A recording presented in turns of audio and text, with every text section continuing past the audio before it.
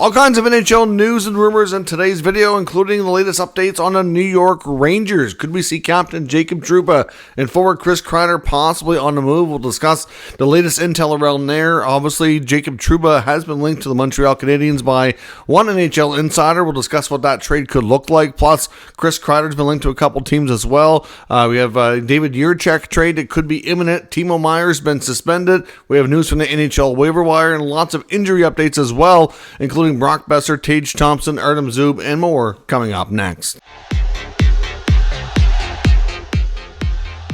So welcome back to another video here at Top Shelf Hockey. As I mentioned, we have lots to talk about here today. Before we get into all the news and rumors, I want to start first with this day in hockey history.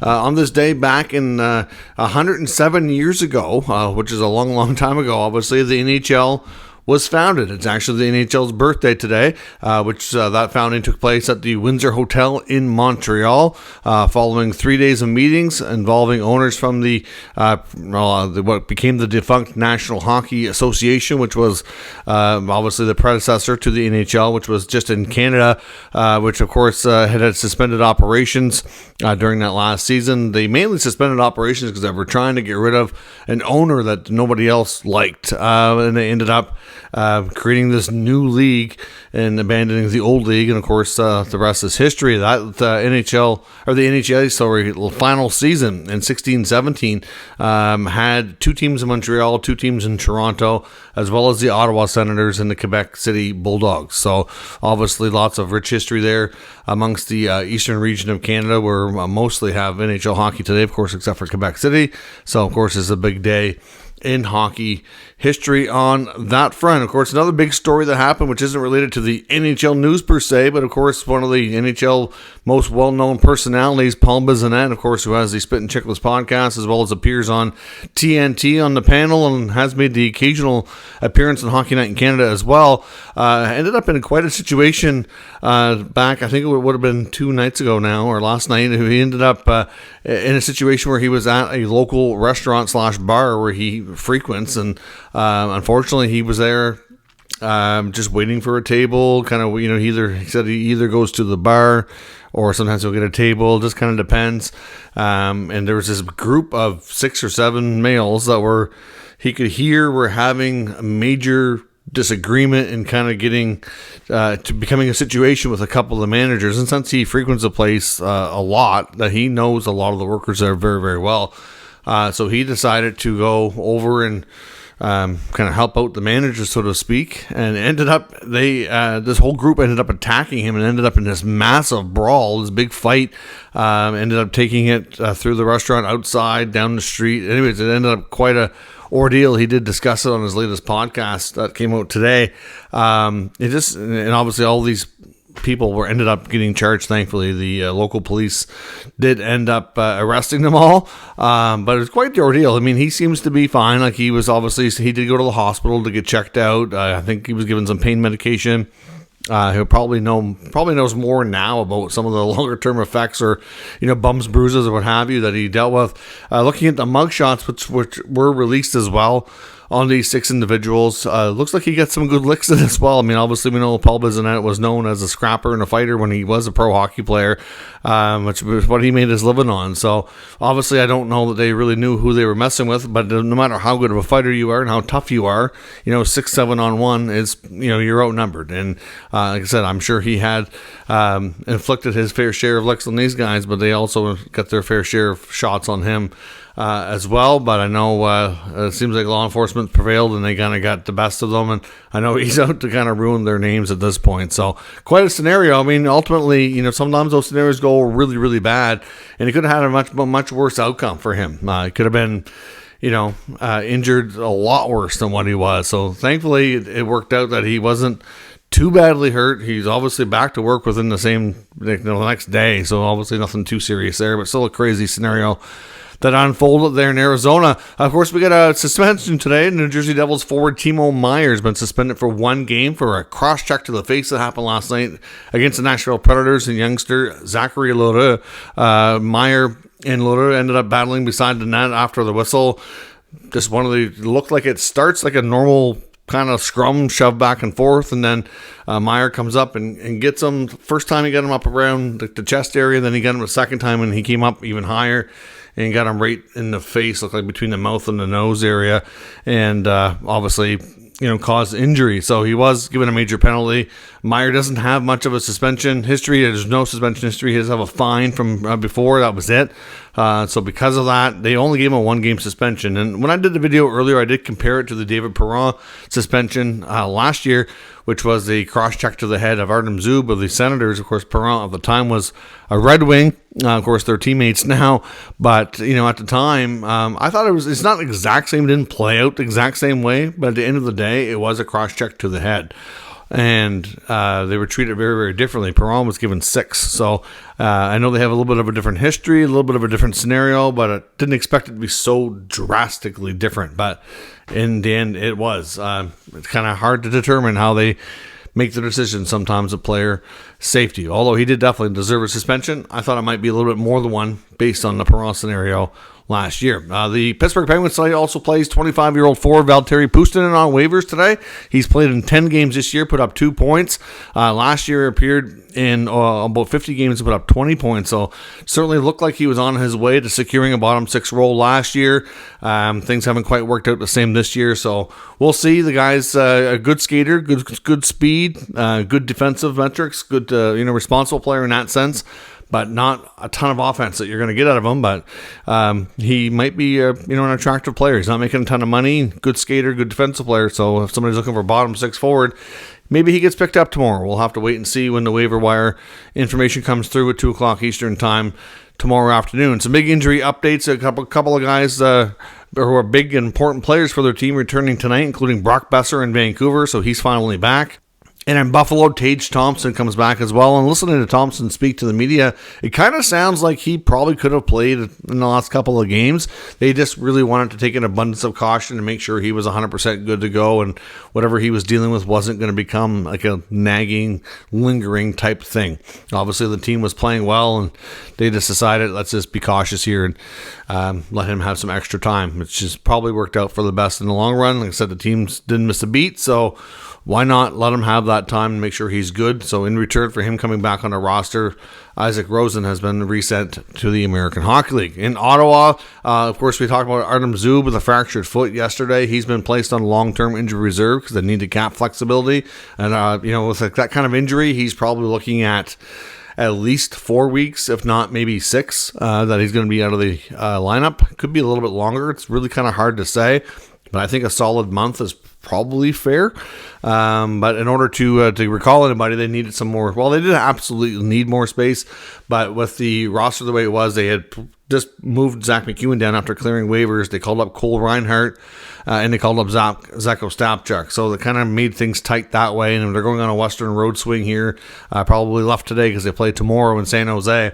And they called up Donovan Sabrango, who will likely make his NHL debut, or at least be on the team to make his debut. I mean, we may not see him. It's hard to say because the Sens technically do have 6 healthy defensemen with Hamonic and Bernard Auger both able to play on the right side. I know Shabbat did miss part of last night's game against the Flames as well after getting, I think, a block shot or something. So he did come back and finish the game, but if anybody's banged up or bruised up, Sabrango will be the guy to go in. So we'll see where things sit on that front in Ottawa. In tonight's game with the Montreal Canadiens against the Utah Hockey Club, Mike Matheson will not be in tonight's lineup. Apparently he's dealing with some sort of ailment, which is going to label him as day-to-day, so he'll be out. Jaden Struble, who was expected to be a scratch, will be in the lineup instead. And in San Jose, they did return young goalie Yaroslav Askarov back to the American Hockey League today. Now, as I mentioned, we got lots of other trade talk and rumors floating around the NHL. One, David Jiricek is probably going to be the next trade that we see. There's been numerous reports from NHL insiders saying that things appear to be getting close, that the Blue Jackets and Don Waddell have 5 or 6 pretty solid concrete offers that they're kind of mulling over, trying to decide what to do. I'm sure they're probably trying to play teams against each other to increase the value. It's believed they're looking for another comparable young talent, similar age and skill set to this player. And David Jiricek doesn't necessarily have to be a defenseman, I don't think, but somebody similar age, similar, skill set, draft status, etc., that they can kind of put back into their system that they think will help them out. Of course, Jiricek's looking for a fresh start, and they're trying their best to accommodate the player here. Obviously, he hasn't quite been given a lot of opportunities so far, but Jiricek, as much as he's known as a creative offensive defenseman with good hockey IQ, there is concerns over his mobility and his skating. That is something that can easily be worked on with the amount of skating coaches and things that teams have access to today. I think there's going to be lots of teams out there willing to take a chance on this guy. A number of teams that are reportedly in the mix on Jiricek include the Minnesota Wild, the Pittsburgh Penguins, the Nashville Predators, the San Jose Sharks, and some think even to some degree the Buffalo Sabres. I think the Sabres are a little less likely, but they are in there, according to some. So there's like 5 or 6 teams. There could be one or two others that we haven't heard of either. There always seems to be. But like I said, teams are looking for that, first round caliber, similar age kind of prospect. Now, it's believed that amongst the teams I just mentioned, that the Pittsburgh Penguins and Kyle Dubas highly covet David Jiricek. It's quite possible they will make a big push here, and that they might end up being the team to land this player. Hard to say, but Rob Rossi of The Athletic is reporting that Dubas is quite high on this player and has made it known to the Blue Jackets that all of their prospects would be made available in a Jiricek trade. Now, it's believed that it's probably going to be a 1-for-1 if the prospect is strong enough, or it's going to end up being the prospect that the Blue Jackets like and maybe like a mid-round pick or something. That's probably what the deal is going to end up being. Or if it's not a prospect, it could be a player who's in the NHL but doesn't have a lot of experience. So that's possible as well, because we don't really label them as prospects anymore once they've gotten a decent amount of games under their belt. But, for the Penguins and Dubas to say all of our prospects would be made available for this type of trade, and that does include Rutger McGroarty, who they recently acquired, of course, from Winnipeg for Braden Yager. Of course, Rutger McGroarty, former first-rounder himself, who won out of Winnipeg, ended up to Pittsburgh, which I believe the Penguins were his team growing up that he cheered for, if I'm not mistaken. I know he's quite happy to be there. But, the rumor around McGroarty was that he wanted NHL minutes and playing time, and that the Jets weren't willing to guarantee that for him, which is why he decided that it wasn't the right place for him and he wanted out. He kind of pulled a similar stunt to Cutter Gauthier, who's one of his best friends, and did sort of the same stunt with the Philadelphia Flyers, which is why they cut bait and traded him to the Ducks for Jamie Drysdale. Now, of course, McGroarty started the season in Pittsburgh. They gave him his opportunity, and it wasn't long before they sent him to the minors, seeing that he's not producing, he's not ready for this role. So clearly that, is something that I think they probably had. I don't know if they're having regrets. I wouldn't say that, but certainly for McGroarty, kind of, didn't look good. The fact that he fussed so much for this and then couldn't handle it. But at the same time, they're willing to make him available kind of says something. Doesn't mean that they don't like him anymore. It doesn't mean that they've soured on him, but it just means they might like Jiricek better, and they might feel that he might be a better fit for them. Obviously, right shot defensemen that have high offensive capabilities don't grow on trees. They're hard to get. Jiricek, as I was drafted 6th overall just 2 years ago, and by many thought that he could have been maybe drafted even a little bit higher. There was some that thought that might have been a good pickup and a good steal for the Jackets at that position. So we will see. Lots of people were talking last night, including Frank Saravalli, saying they were kind of convinced that it could go down as early as last night. Of course, it did not. Nothing has happened so far yet today. No guarantee that it happens tonight, but it sounds like it's getting close, and pretty good chance it happens sometime in the next few days. Where he ends up, like I said, it's those 5 teams I mentioned, the Wild, Pens, Preds, Sharks, and Sabres are the main ones getting the attention in the rumor mill, but there's bound to be some others that kind of pop up here and maybe surprise us with a good offer, and we'll see. I would throw Utah in the mix myself, too. I know with all the injuries they've got on their blue line, wouldn't be shocked, but they do have some good young prospect D coming besides the ones already in the NHL too, so they may not jump at that opportunity. Hard to say. Some other rumors around the NHL I want to take a look at. One in Toronto, there was some talk amongst Toronto media. I've seen, I believe, if I'm not mistaken, I think it was on the SDPN podcast, podcast. They were talking about Nick Robertson and the fact that, obviously Robertson was holding out in the offseason. Wanted a trade. They didn't give it to him. They wanted him to stay. I think they kind of still believed that he could work there in Toronto and could be productive. And I think they were concerned, which they should be, about moving a young player that they regret and having him see that success somewhere else. Well, obviously at this point that hasn't happened in Toronto. He hasn't been traded and he hasn't had the success in Toronto. He's got more opportunity. And at this point, considering all the forward injuries they've gotten, he's still not getting consistent top 6 minutes. If you can't put him in the top 6 consistently when you're that depleted, then what are you doing? He's not going to flourish in a bottom 6 role. Maybe you should just cut bait and get a mid-round pick and move on, because his value is not going to go up at this point if he doesn't start to produce. And then you start to produce, the team's not going to want to move him. It's kind of funny how that works, right? And then, you're never going to have a situation where the value skyrockets and you can sell high and move on. So, I kind of agree with the sentiment here that if Robertson can't flourish in a depleted lineup, I'm not sure when the opportunity is going to come. He had a pretty decent year last year. I thought he could build off it. Wanted a fresh start. I think a part of that was because of how things were handled under Sheldon Keefe. And then, of course, he sees Berube come in. I think he probably had the assumption Berube wasn't going to be a fan of his because he normally likes bigger, stronger players. And Robertson, of course, is undersized, but can shoot the puck and be a good scorer. At least he's shown that on occasion. It's a matter of building that consistency. So we'll see what happens, but obviously some belief that maybe the Leafs might want to just cut bait, because if they get everybody healthy later in the year, they're going to have a ton of options, because they've obviously, especially with the signing of Alex Nylander, they've got a lot of guys in the forward group. They're going to have no choice but to move some or end up losing some on waiver. So we'll see where that goes. And of course, the big bomb that came yesterday was Elliot Friedman talking about their New York Rangers and making some veterans available like Jacob Trouba and Chris Kreider. Of course, in the last 24 hours since then, lots of talk about where these players might end up going if they do pull off trades. There's belief, and it's come from enough sources, that Chris Drury absolutely will kind of shock this team here and send a shockwave to it by making a major deal. They're not happy with it. There's reports that there's tension around the team, tension around the room. It's hard to imagine that it's going to be tough on Jacob Trouba at this point to be carrying that C on his chest when there's all these rumors in the summer, and now they're surfacing only 20 games into the season about the fact that they want to get rid of him. That's going to be a tough role for him and tough for the room. You have to think, right? So I know when it comes to Chris Kreider and Jacob Trouba, they both have a modified no trade. They can both block basically half the league.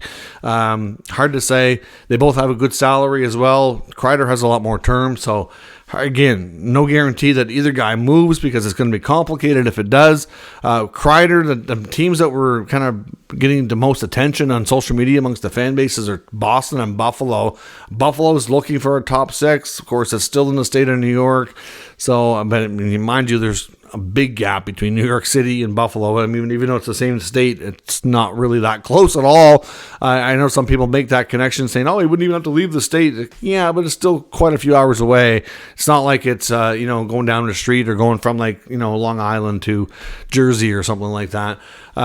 Which is obviously much closer. But, Kreider to Boston or Buffalo, I think, to me, he would be a Bruin, and that would be a homecoming for him. Honestly, I think he would be the kind of player that they would need. We know that Don Sweeney and Cam Neely have already fired their coach. The next move, if their team doesn't start, and it has had a good couple of games under Joe Sacco, but if they decide that they really need an infusion of something, Kreider makes a ton of sense. Now, of course, what would they give back is the big question. That's the only thing I'm having trouble with. I'm thinking if they did do that, maybe it's a guy like Brandon Carlo. Do they really need Carlo with today? No, but if they did find a way to move Trouba, then maybe you get another righty coming in like Carlo. It changes up your D-core mix. He's a good size, right shot D, more defensive-minded, different bit of a style than Trouba, but still, might be a replacement. I don't know. That's just my thoughts. Like Trouba, obviously we'll talk about him in a second, but Kreider per Carlo, I know I'm not really sure. I mean, Carlo's much younger. I'm not sure if that works, but it's just something along the lines of, something that could be out there. I know Kreider, for all the teams that are being linked to him right now, the Bruins seem to be getting the most attention, and Sabres fans are talking about the fact that we know that they're looking to add scoring and add a top 6, and he would be technically a good fit. I'm not sure that deal gets done, but the Bruins would make a lot of sense. Besides Brandon Carlo, I don't know what they could give to to make it happen, unless they decided they wanted to move Zadorov, who hasn't really worked out, right? I mean, they have defensemen there that could work for the Rangers. Now, if Marty be wrong, of course, former Ranger himself, hockey analyst, great smart goaltender who a lot of people know well from his commentary and analysts around the NHL for many years now. Since he's been retired, he was talking and doing an interview on BPM Sports, saying that he thinks Montreal, if knowing that Trouba's available, should be all over it. Now, we don't know which teams are on these guys' list of trades that teams they can block, so it's difficult to say exactly who they could go to without trouble and who they could block, right? We don't know the answer to that question, but Biron says that the Habs should be all over Trouba, and that if he were them, he would offer Arbor Jackeye. So Jackeye for Trouba. I mean, we know Jackeye is the big, tough defenseman. Trouba's the same kind of build, except he comes with a lot more experience, shoots right instead of left. Different age group, of course. We know Jackeye's had his fair share of struggles defensively. It might be a way to kind of mix some more veteran leadership in with the youth kind of going out. I mean, not a perfect deal. I mean, they're both big physical defensemen. Like I said, very different ages, obviously very different contracts. Obviously not a lot of term left on Trouba's contract. They'd have to eat some money for sure. Montreal, has some flexibility because of the LTIR pool they have to work with, but it's an interesting concept. I mean, I'm not sure that Jacob Trouba would be thrilled about going to Montreal. He played in Canada before, really didn't want to stay, but I don't know that was specific to not liking Canada or not liking Winnipeg. I can't really comment on that. I just know he really wanted to go to New York, but that also had a lot to do with his wife's profession and the fact she was going to be going there for medical residency. So I'm not sure really how he feels about it. We know he was on his way to Detroit, but blocked it, wanted to stay in New York. So, Detroit would be more like a homecoming for him, being from Michigan. So, again, difficult to say where things go, but Kreider and Trouba are very much out there. And you got to think that with this kind of getting leaked out from the Rangers, that obviously there has to be, this might be awkward around this team, like I said. And there's other reports saying that there's tension and Jury really wants to change things up. So, will we see something significant? It would certainly shock the hockey world. It would certainly make things fun to talk about. So let me know what you think. What should the Rangers do? Can they contend with this team? A lot of people don't think they can after losing to Florida last year. It kind of became obvious that there will still be a really good team if they run it back. But without something more significant, they're probably not going to be a cup contender. So let me know what you think, and we'll talk about it further down in the comments. If you're new to the channel, make sure you subscribe and stick around. We'll keep you up to date with all the news, rumors, and analysis of all 32 NHL teams. Thanks for watching. I'll catch you next time.